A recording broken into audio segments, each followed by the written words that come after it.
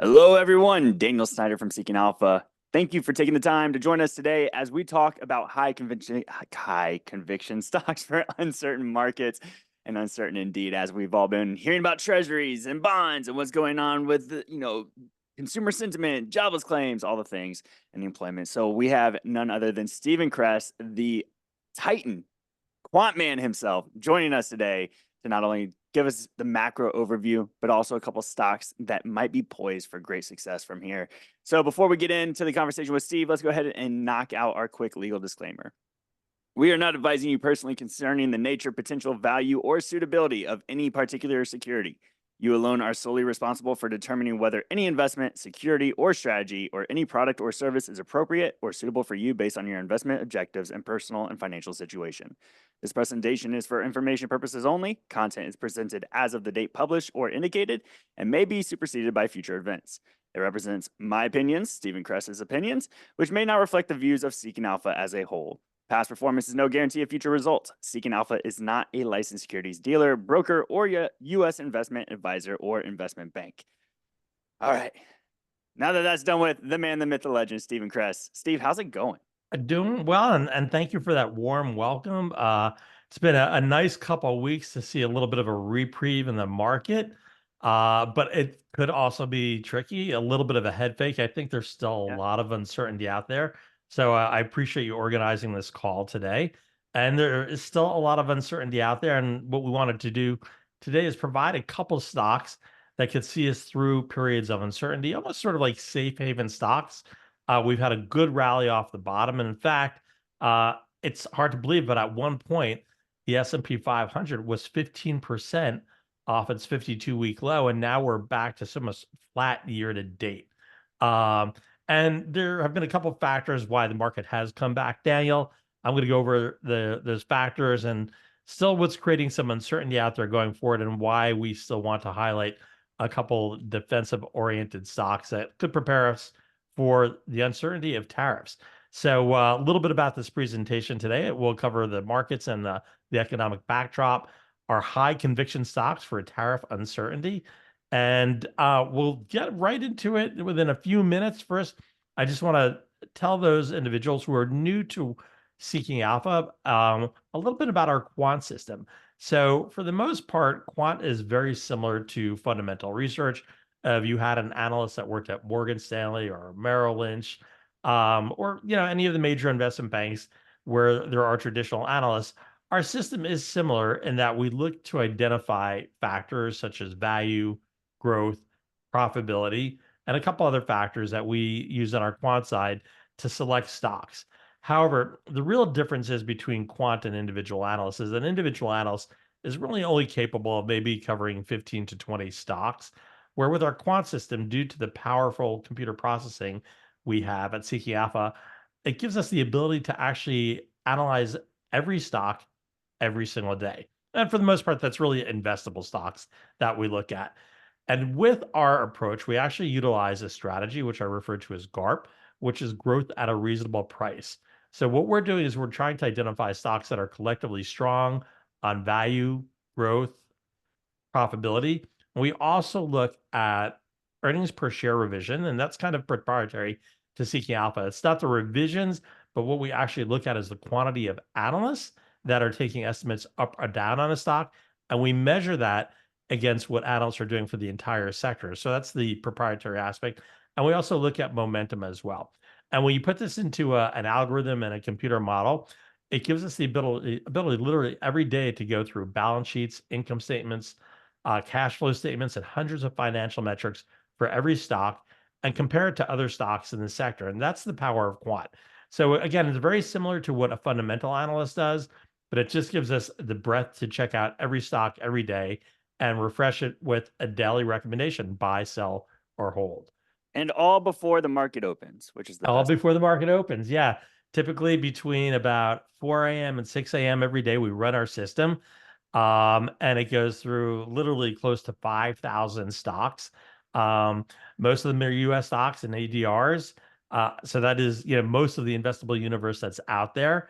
And, just to put it in context, when you look at a research report from an analyst at, say, Merrill Lynch or Goldman Sachs, typically that report could be a week old, 2 weeks old, 4 weeks old. And when you read that, you make an investment decision, you're making an investment decision on something that's dated. I mean, the stock has traded quite a bit since that period. Metrics change. So for me, if I look at a research report from 4 weeks ago, it's like looking at a newspaper article from 4 weeks ago and trying to make an investment decision. I just wouldn't do it. I need my data to be refreshed every day because stocks trade every day. And with every trade, there's a new value placed on that stock. And as I mentioned, we have sort of a GARP oriented approach where we look at growth at a reasonable price.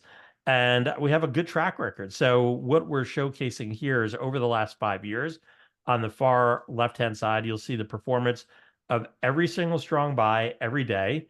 Over the last 5 years, it's up about 285%. Compared to the S&P 500 for the same period, it's up about 100%.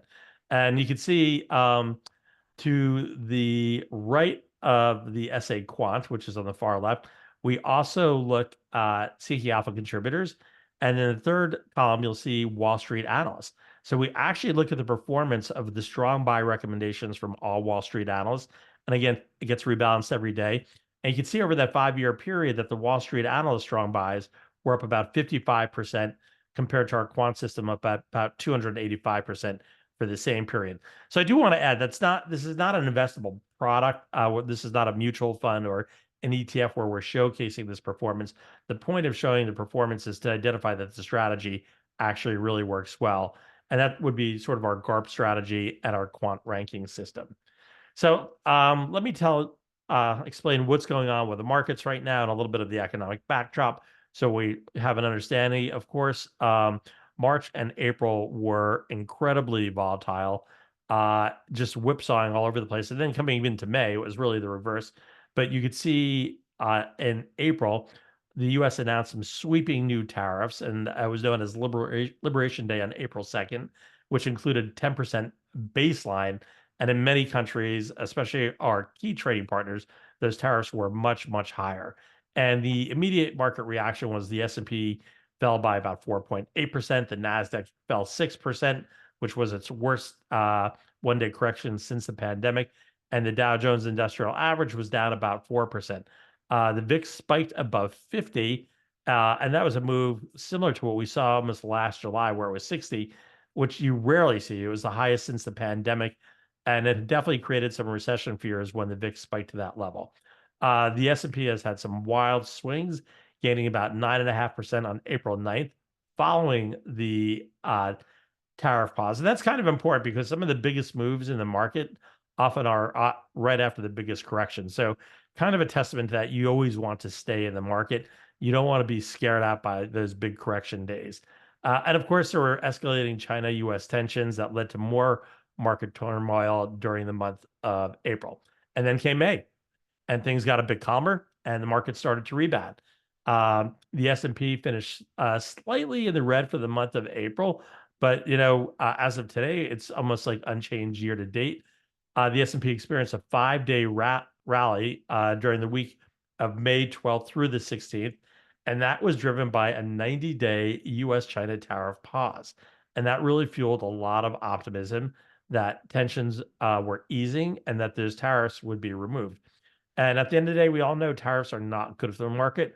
They're very inflationary, especially when it's on a large scale with a lot of different countries and a lot of different sectors. One of the other positive points was the U.S. and Saudi Arabia announcing a major AI deal, which really moved the tech stocks up. And inflation actually cooled more than expected in April, with annual inflation slowing to 2.3%, which was the lowest since February of 2021. And that came as a welcome surprise, especially since everybody has been so tariff focused and fearful of inflation. But really, if the tariffs do kick in, those inflation data points won't happen for probably like 2 or 3 quarters. So the inflation that we're seeing now is actually backward looking. So there are some really, scary signals that are still out there, and that there is a recession potentially on the horizon. And even in the last 5 days, you can see if you look on the right hand side, I put up a table for the 5-day sector performance. You can see consumer staples, communication services, and utilities were the best performing sectors, and they were still in the red. They were still down. But if you looked at some of the sectors that have performed better over the course of like 2023 and 2024, such as consumer discretionary and technology, in the last 5 days, technology was down 2.39%, consumer discretionary sector was down 2.77%, and energy fell 4%. And usually that energy is a pretty good indicator of, people believe that energy is going to go down and that there's going to be a lack of demand for energy. It means that potentially there's going to be a slowdown on economy. So, that definitely raises an eyelid. So the US economy unexpectedly contracted by 0.31% in Q1. And that was largely due to the surge in tariffs. The housing market has been softening. US home prices moved lower in April, and that was the first monthly decline we had since September of 2022. US consumer confidence hit its lowest level since July of 2022. I'm going to show you a chart there. And that was the fifth consecutive month in a row that consumer confidence dropped. And a lot of the talking heads at the major investment banks have lowered their recession odds since the tariff truce, but risks remain. And then you'll hear some comments from the CEOs of these banks that are the opposite of what some of the strategists are saying. So it's a little bit confusing, what we're hearing from these banks. Hey, So Steve, real quick on yeah. the energy sector stuff you were just talking about. Do you think there's any signal with energy seeing such horrible performance going into the summer traditional boom period, right? People thinking about like, well, shouldn't the price of oil and energy companies be doing good right now? Is there any signal there?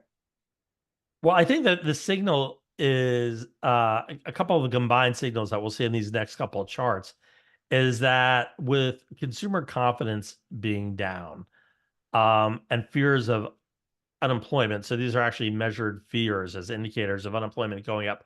People are not traveling or do not have the same type of travel plans that they normally would over the course of the summer. Also, the tariffs have created a situation where the dollar has weakened against many foreign currencies. So to travel abroad, it's actually become more expensive. So you have more expensive costs, for going abroad, and then you have fears of like, booking major vacation homes and hotels for fear of consumer confidence and potential job loss. And I think that all contributes to energy prices going down. But more often than not, I'm seeing a lot of on the corporate level, companies pulling back on their capex. And that, is definitely a lead indicator as well as what's going to happen with the economy. And if that goes down, energy typically follows that down as well. And there's also potential a lot of supply, on the market too. Trump, wants to pump, and a couple, foreign countries potentially working on negotiations with Iran that would add to the market. Doesn't look like anything's happening from Russia right now, but certainly with the OPEC nations, it doesn't seem as if they're slowing down on production and they want to increase production here in the U.S. So there's a lot that is pointing to additional supply with less demand, and that means lower energy prices. So taking us to the next slide, this shows the target rate probabilities of traders for the upcoming Fed meeting, which is on June 18th, and 94% of them believe that rates will be unchanged. And I think what's really interesting, Daniel, if we went back to like October of last year, Two or months ago, even November, 2 months ago, they were expecting, I think, right? 50 basis points. They were looking in the first half of this year for a 50 basis point cut and maybe like even three or four cuts during the course of this year.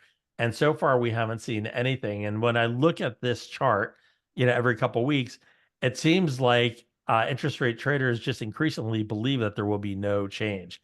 So there's a lot of uncertainty there. Higher Um, for longer. yeah. So we were talking about consumer confidence before, but this is corporate confidence. You can see there's a massive drop in corporate confidence, and this is a U.S. CapEx indicator.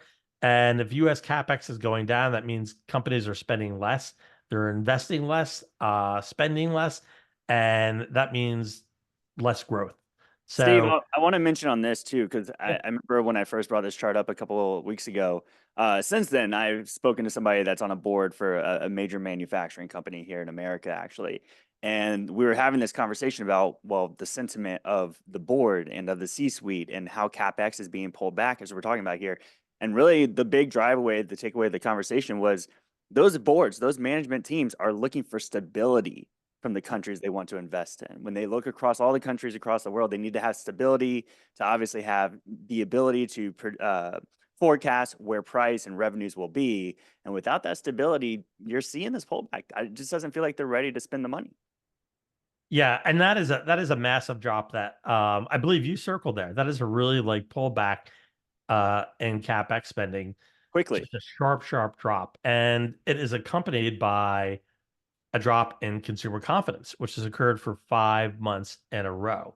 So the combination of both corporate confidence and consumer confidence, uh, it doesn't instill you sort of with a great feeling for earnings in the next couple quarters.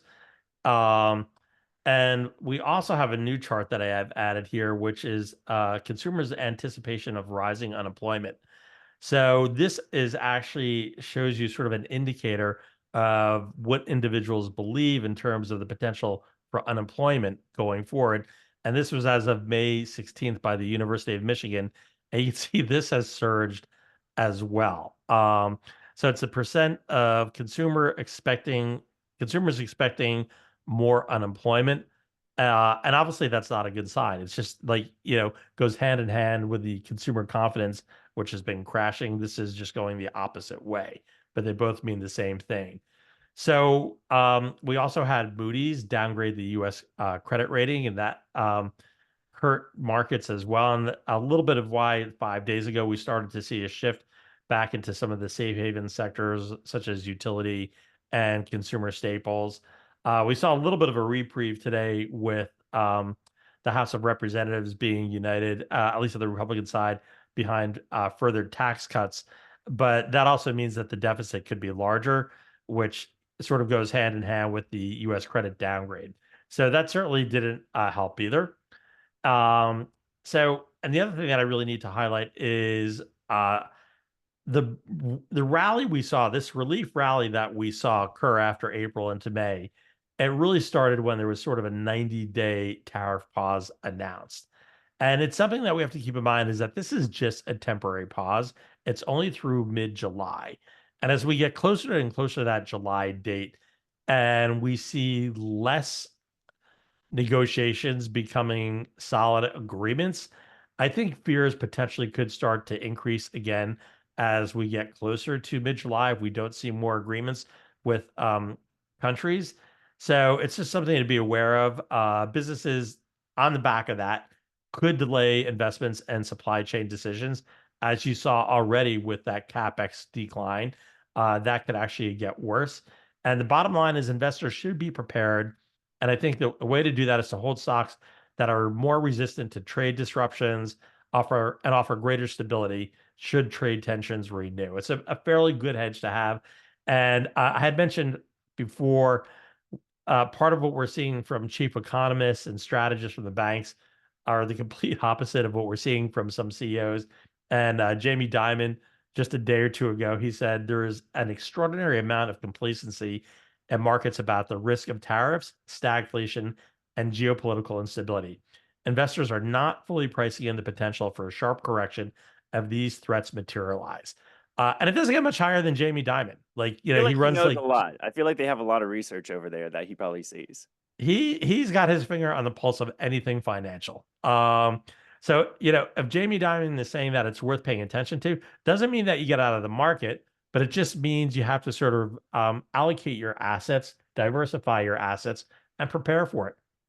So, what makes a high conviction tariff resistant quant strong buy? Well, we're looking for companies that have domestic revenues. Companies that generate most of the revenue within the US are less vulnerable to import tariffs and retaliatory measures. We're looking at digital first services, firms whose core offerings are digital or service based, which are less exposed to supply chain issues and rising cost input. Diversified production, businesses with flexible or localized supply chains and minimal reliance on imported goods, which you can use to sort of sidestep the tariff related shocks. And defensive sectors such as consumer staples have historically shown more resilience during economic downturns due to their essential nature. So people need toilet paper, people need bottled water. That's not going to go away. They will continue to buy that. So, one thing I want to say though, and I don't want people to get scared, okay, out of the market because it's really important. And this is kind of a good rule of thumb. At one point during the course of the year, the S&P actually was 15% off its high, but sometimes markets rebound and they pull back again. So one thing I really want people to keep in mind, we have looked back historically at the last 5 times that the S&P has pulled back 15% since 2010. And if you bought the market when it was down 15% and you held it for 2 years after buying it at that point in time, where again, it was down 15%, if you held it for 2 years, you were up almost 50%. And what's even more interesting is if you bought the top 10 quant strong buys at that same exact period where there was a 15% pullback, those stocks were up 117% on average.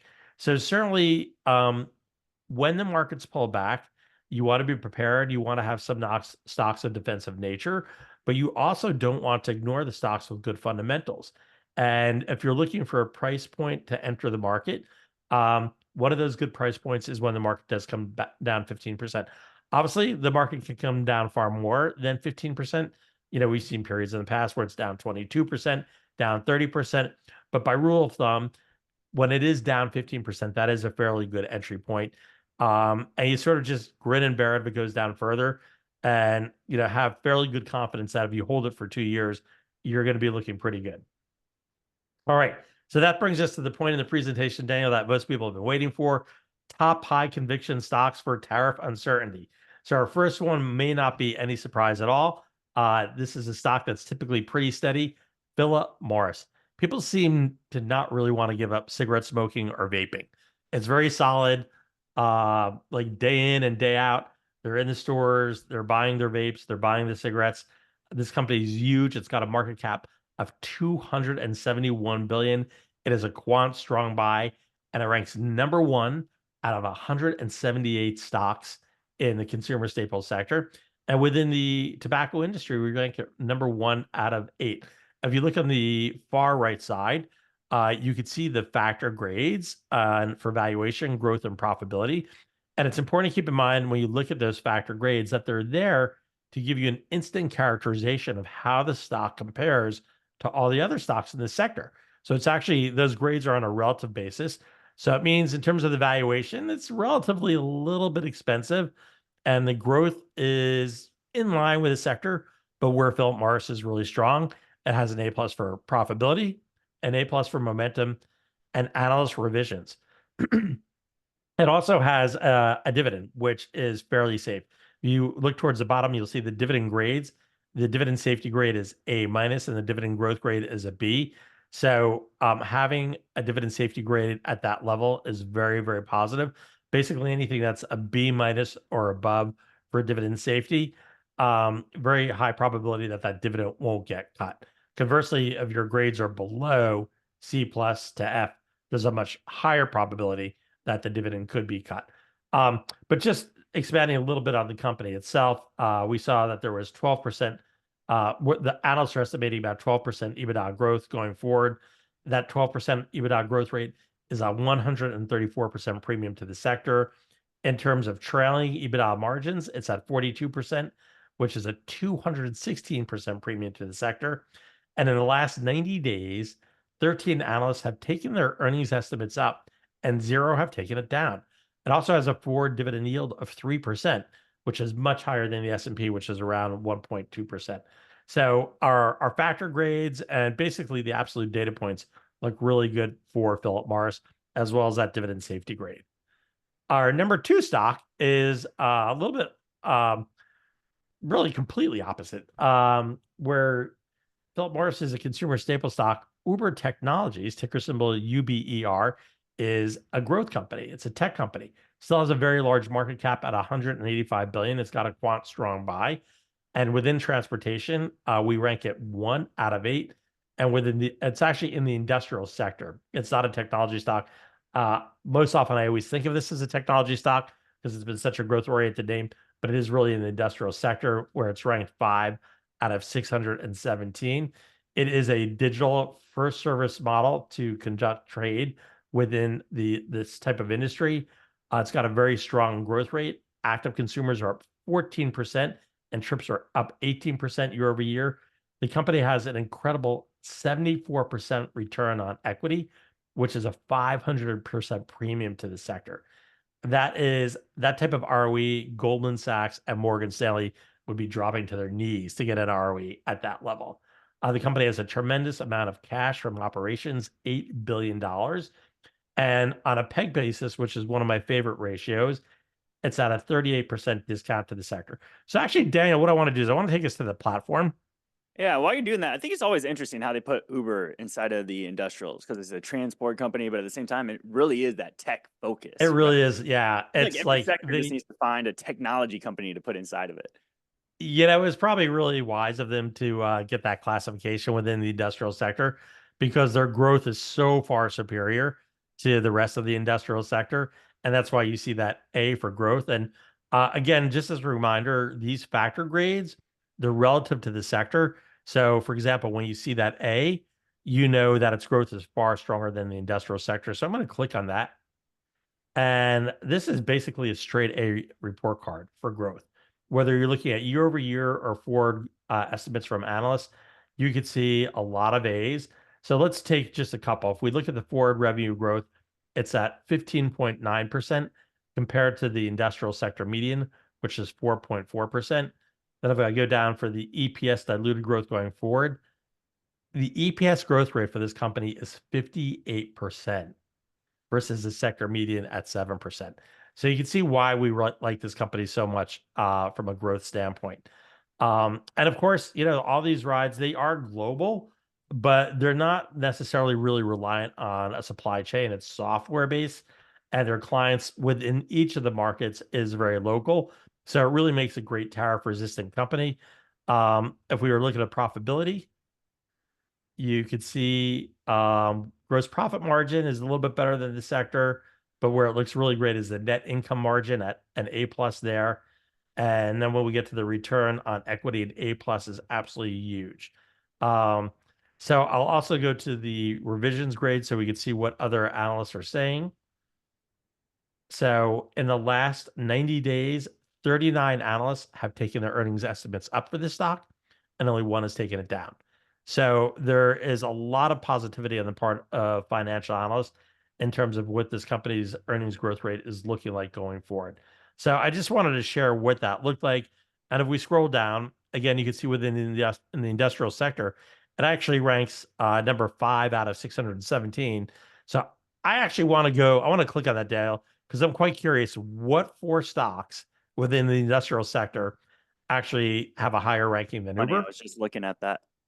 Okay, so we have a construction machinery and heavy transportation equipment company called Microvast Holdings. We have Bitcoin Depot, and we have Air France and Limbach Holdings. So if you're curious and you're a premium client, you can definitely check those stocks out. If you're not a premium client, this is a great way. If you have any interest in what companies rank at the top of each sector or industry, this is a great way to find it out. I'm Yeah, going to take us back to our Air France is surprising on that list, having an airline on there, right? You're talking about, you want an airline? Do you Let's want click fuel on it. card? So Do you want a technology app that just connects drivers and passengers? I think yeah, Uber every but day. it is interesting. So since you brought it up, it's ranked number 3 in the industrial sector, and you can get detailed information on it within one click. And quite interesting, you'll see Wall Street actually has a sell on this. So the consensus from Wall Street is a sell, but the quant recommendation is a strong buy. So year to date, the stock is up 14%. So that pleases me. The quant has gotten that right because the market's really flat. So the fact that this is up 14% year to date, it's a really good sign. And as you can see from a quant standpoint, the valuation looks great compared to the sector. The growth rate looks really strong versus the sector. Profitability looks great versus the sector. So quite interesting that the Wall Street consensus is sell, while quant is a strong buy, and it looks like quant wins in this case. I'm going to take us back to our slideshow, and we're going to go to stock number 3, which is Stride, ticker symbol LRN. This is an educational company. So really, even if it's global or even if it's just within our own domestic market. Again, this is a service that is not dependent on a supply chain. It's provided in each country. As I mentioned, this is educational services. Within consumer discretionary in that sector, it ranks number three out of 477 stocks. And within the educational services sector, it ranks three out of 25. This specifically is a US ed tech company with a digital first service based model. So again, the tariffs are really not going to impact that. And interesting, less than 5% of the revenues come from federal resources, which I think is probably reassuring to many individuals that would be looking at this, since a lot of federal grants have been canceled, um, and the federal aid that is provided on a state level has been clawed back. So I think it's a real positive sign that less than 5% of the revenues come from federal resources. So when we look at this company on a trailing 1 year basis, it's up 124%. The forward EBITDA growth rate is 28%. That's a 649% premium to the sector. It's huge.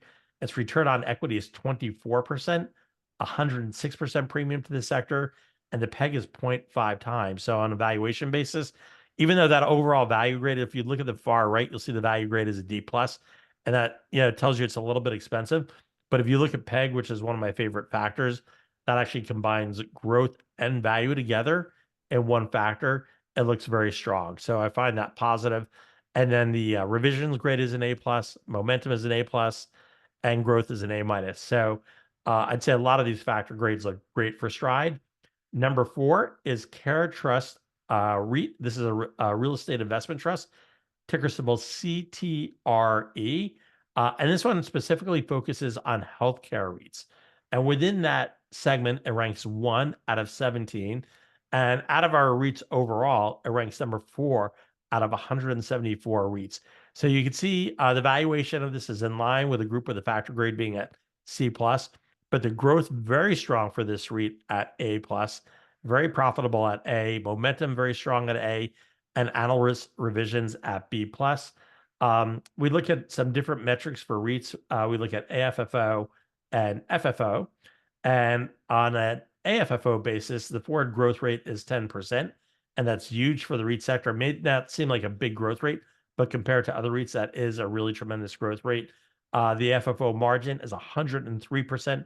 That is huge. The interest coverage ratio is 9.2 times for an FFO interest rate coverage, which is an excellent ratio. And the forward dividend yield on this is 4.65%. That is more than four times the yield that you would get on the S&P. So really good yield there. And of course, sometimes when market's correct, if you have a stock that has a decent dividend yield, that helps gives you some downside margin in times of correction. And usually those stocks do not get hit quite as hard. And number five on the list, Daniel, is Pilgrim's Pride Corporation, ticker symbol PPC, a huge company with a market cap of 12 billion. Again, this is as you probably are well aware of, it's in the packaged foods and meat, lots of chicken with Pilgrim's Pride. It ranks number 13 out of 178 within the consumer staples sector, and within packaged foods and meat, it's number 2 out of 51. There is geographic diversification with this company, but it is also vertically integrated, which helps buffer against some supply chain tariff issues and disruptions. It's really quite inexpensive. It's PE on a forward basis is only 9.3 times. So it's about a 43% discount to this sector, and it's at a huge discount to the forward PE for the S&P. Their EPS, the forward EPS, and this is not trailing, the forward EPS growth rate is 49%, which is huge versus the sector. The return on equity is 37%, and the cash per share, they are cash rich at $8.71 per share versus the sector at $1.80. So Pilgrim's Pride, it's been a fairly stable stock. There's been some up and down, some uncertainty over tariffs, but for the most part, I feel like the C-level executives have really talked through investors on the tariff side. So there's a lot of comfort with the geographic diversification that the company has and their supply chain. So here it is, our top high conviction stocks for tariff uncertainty: Pilgrim's Pride, Uber, Stride, CTRE. Um, NFG was an old one, Yeah, and yeah. I was gonna Pilgrim's say Pride. NFG is the old one on there. Yeah, that was an old one. So yeah, here are our five: Yeah. Phillips Morris, Uber, Stride, Paratrust, and Pilgrim's Pride. So we'll ignore the NFG. That was an old one there, but good grades. Still has good grades. I was gonna say, yeah. Yeah. Look, this is a lot of work. If you're a premium customer, researching stocks takes a lot of time, a lot of discipline. We created a product, Daniel, a little bit over 2.5 years ago for people who are engaged and like investing in stocks, but don't necessarily have a lot of time. Some people just want us to send them our best quant recommendations. So we have a product called Alpha Picks. And with Alpha Picks, each month I give my two top recommendations, typically on the first of the month and the 15th of the month. And our return since its inception in July 2022 has been exceptional. Alpha Pix is up 156% versus the S&P up 54%. Over the last month, it's had an exceptional return too. It's up about 20% over the last 4 weeks versus the S&P up 13.4%. And the 1-year return is really in line with the S&P. And I will say, pretty much every period that we looked at for Alpha Pix since inception, it pretty much was destroying the S&P up until February of this year.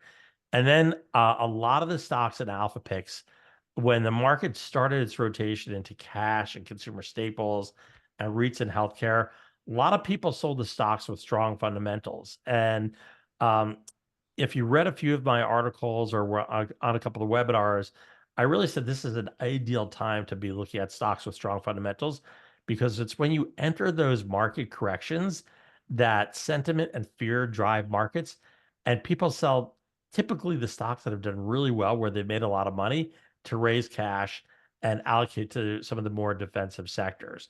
And we did see that occur during really late February, March, and April. But over the last 4 weeks, we've seen a huge return. And as you can see, the 1 month return for Alpha Pix is up 20% versus the S&P up 13%. But the point of today's presentation was really like, don't be totally confident based on what you see on April, thinking that's going to continue for the remainder of the year. There's still a lot of uncertainty out there. So that's why we wanted to introduce some stocks that could be tariff resistant, as uncertainty is still out there. But for investors who would like to rely on a system and have those picks hand delivered to them twice a month, Alpha Picks is a pretty good way to go. Daniel, that's really the end of the presentation. I want to open up to questions if you have any. Yeah, well said. Before we dive into some questions, there's some good ones in here. I just want to mention as well, earlier today, I was curious. I was like, well, Steve does all these webinars. He's done all these events for us. He has Alpha Picks. How are your returns doing across the board with all these quant stop picks? And also the top 10 picks from January. I don't know if you remember when we did that digital event. Your top 10 picks are up about almost 11% year to date. It's like during this market uncertainty, just watching the returns and sitting on that cushion and just sleeping well at night. I mean, I can't thank you enough for all the ideas. I know everybody here as well is always saying thank you, and they want to buy your Seeking Alpha mug that you have over there. But they can't thank you enough. So I just want to make sure that you know that you're appreciated. Thank you. So going into some of the questions here, one of the questions that came up is a lot of these stocks that you present are typically near their all-time highs or close to the 52-week high. Does that worry you at all when you go into these names? That does not worry me. Momentum is a really important factor. So there are hundreds of factors. If you break down value, profitability, growth, within each of those groups, there are many underlying metrics. And there is empirical data that goes back over 200 years that shows you that momentum is the most important factor. And just sort of like a rule of thumb, if you were to take a basket of 10 stocks that were near its 52-week high versus a basket of 10 stocks that were near its 52-week low, and you held those for a year, you would be far better off in terms of your performance buying the stocks that were near a 52-week high. And the reason is these companies are doing something right, or the sectors are working. So it doesn't bother me that they're near that 52-week high. And there's still a lot of uncertainty out there. And that's why people are in these stocks. But importantly, these stocks, and the reason why I've selected them is they are at the very top of their sectors. So as a company within those sectors, they're doing something right. So you don't need to just like own the overall sector because there's a chance that if things were to improve, the sectors could sell off and you would sort of be caught flat-footed. But with the companies that we're highlighting, since they're the best within their sectors, that is something to pay attention to. And those earnings growth rates that we highlighted are huge. The valuation frameworks are typically in line or attractive. And that's what you really want to look at. What is the valuation framework? What is the growth now? How does it compare to the sector? And that's really how you make your decision. The fact that if it's at a 52-week high or somewhere in the middle of the range shouldn't really make much of a difference. But momentum is an important factor. That's why we do have it. And we stick with the stocks that have strong momentum. All right. For this next one, I'm gonna blend two questions together here. There was a couple of people that were asking, well, how do I know? Say I buy these stocks now. How do I know when to get out of these stocks? When do I sell these stocks? And then maybe for the second part of that is also how do you sell the stocks in the Alpha Pix portfolio? Yeah, so you use the Alpha Pix portfolio as a good rule of thumb. A hold is a hold. It doesn't mean sell. So a lot of times, we'll buy a stock when it's a strong buy or a buy, and if it drops to a hold, it could really just be temporary. It could be, that the valuation framework has gotten a little bit expensive, but the growth is still intact. And that's really no reason to sell a stock because valuation gets a little bit expensive. Look, Quant is a data-driven system. So there has to be a threshold where those factor grades will change. And when it hits a certain point, so if, by example, the stock has a valuation grade of D and it drops to D minus, that stock's going to go to a hold from a buy because it's across that threshold. But within 3 days, that valuation framework could change and it could go back from a D minus up to D plus or a C. Um, so you would have missed out if you sold on that. So a hold is a hold. How do we know to sell? When the stock rating changes to sell or strong sell, that's how we know to get out. And I will say, rule of thumb with Alpha Picks, if a stock has been a hold for 180 days, at that point, it will take it out of the portfolio and we'll make room for some of the new strong buys. All right, well said. There was another question about, is there any typical hold time that you have in mind for these positions? Maybe just from a different perspective, explain how the quant handles time length. Yeah, so the time answer is answered every single day. So we refresh our data every single day. So every day is a brand new valuation framework. Every day is a brand new growth framework. So long as a company is growing faster than the sector and the valuation framework is better than the sector, that stock will most likely stay a strong buy. But as soon as that valuation framework changes or the growth changes, and that gets reflected again on a daily basis, we change those numbers. If it changes, that's how you know when it might be time to get out of a stock. But a stock could stay a strong buy for years if its growth rate is superior to the sector and the valuation framework stays in line. And one of the things that I want to take us back to the platform, and I'm going to show us. Uh, so as we're looking at this,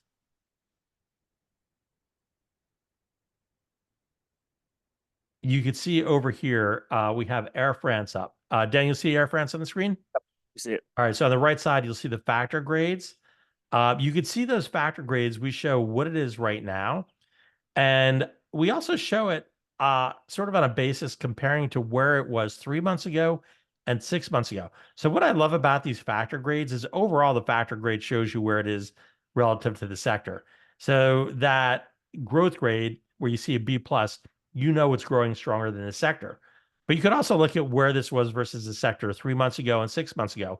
And Air France 6 months ago, that growth grade was a D. Okay. So at that point, that probably was not a strong buy recommendation. 3 months ago, it probably wasn't a strong buy recommendation, but that growth grade changed to B plus. So I'm going to show you, and we're very transparent at Seeking Alpha. If I click on the ratings page here, this will actually show you the history, and you can see it right here at what point in time we went from a hold to a strong buy. And you can see it was pretty recent. So as I scroll down, you'll see right over here where that hold on April 24th, it was a hold. April 25th, it was a buy. And then April 28th, it went to strong buy. And you could see that EPS revision grade had changed from D minus, F, then it went to C minus, and then to an A. And now it's at an A plus. So analysts all of a sudden started getting really positive on Air France. And that's how we knew. Conversely, the same way when those grades come off, okay, you'll be able to see it and a stock will go to a sell. Well said. There's a quick question that came in here. Why so much is the focus on comparing the stock to its sector versus its industry? So sometimes in the industry, you might only have 10 stocks. And from a quantitative perspective, that's really not a deep enough sampling group to make a comparison. So we go with the sectors overall, which typically have hundreds of stocks within a sector. Um, but the great thing is when you're looking at this, you can see the rank within the industry. So you can see where it is versus its peers. And if it's ranked, very high on a sector basis, chances are it's going to be at the top of its group on an industry basis. So we do show both the sector and the industry, and people have that option. All right, we got a question here. Steve, how do you handle portfolio weighting of positions? I mean, maybe that's a little, maybe you talk about alpha picks and as well the stocks we talked about today. Portfolio weighting positions. Okay, so within Alpha Picks, we add stocks to it. So it typically starts off at a fairly small position, but if the performance of the stock grows over time, that weight gets larger. So that's how it works with Alpha Picks. But Alpha Picks, we're looking for two new ideas every month. So we're continuously adding where, many people all have a fixed portfolio of say 30 stocks. So then you'll probably equal weighted across those 30 stocks, or you could market cap it. Yeah, weighted. Companies that have a bigger market cap weighting will get a higher weighting. So it really depends on, which approach you're using.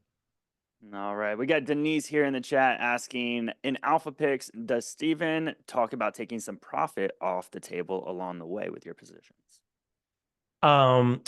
We have sort of that hard and fast rule where a stock will drop to hold and we'll keep it in the portfolio for 180 days.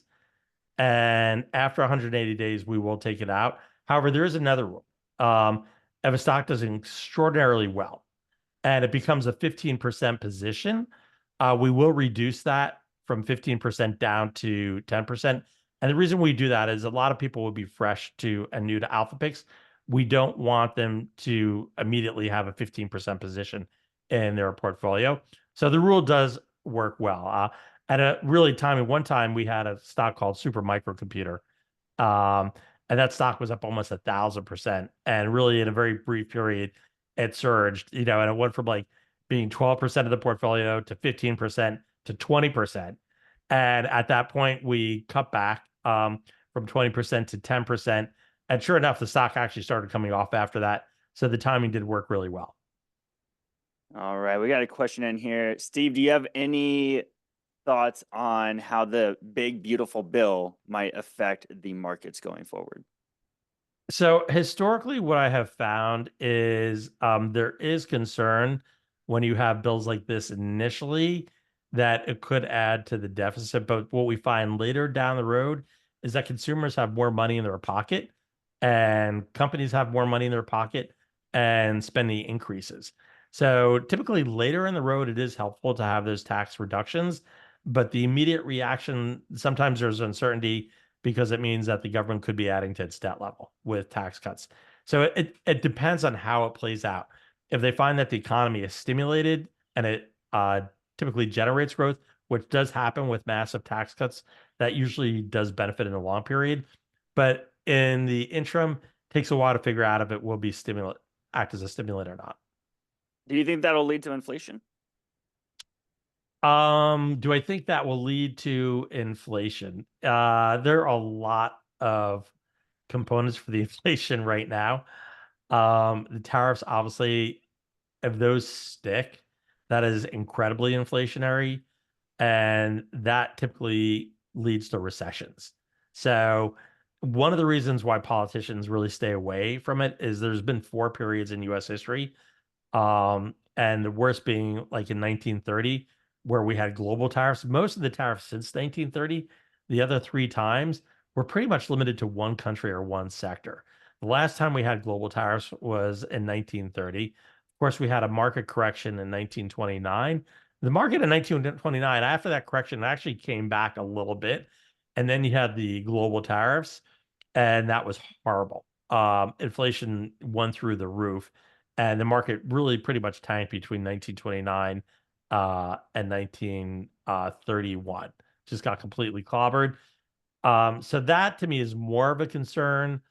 Um, we're trying to bring employment back to the US. And by cutting off our foreign supply, it will force companies to have to try to buy within the US. Usually that's inflationary as well. So you'll find like US companies, like, and even companies like Ford and GM have already started to increase the prices on their cars. Um, if these tariffs like continue with Canada, and we have a lot of lumber that comes in from Canada, that creates inflation as well. So that's typically where the markets are more concerned. Um, I think, if the tax cuts are effective, hopefully it creates a little bit of stimulus for the economy, and that could benefit the market, and it could wash out issues with the tariffs. Could. Well, we're all hoping for the best, obviously. So we're gonna go ahead and start wrapping up here. Obviously, everyone, if you don't already, go follow Stephen Cress's author profile here on Seeking Alpha, where he's always putting out great timely research. You can message him there, or if you're an Alpha Pick subscriber, you can always jump into the comments on all that amazing analysis and articles that y'all are doing over there. If you have any questions for Steve, I highly encourage you to do so. Steve, can't thank you enough for these stock picks. I mean, obviously, as you mentioned earlier, it is just a pause on possible tariffs. There is still a lot of uncertainty. People are watching the macroeconomic data. Seems like we're every week is a decade almost at times right now. So we can't thank It you feels enough. that way. That steady hand. And everyone, thank you for taking the time to hang out with us today. Or if you're watching the replay, thank you as well. Don't forget to go check out Alpha Picks. And everyone, we'll see you in the next webinar. Take care. Thank you very much, Daniel.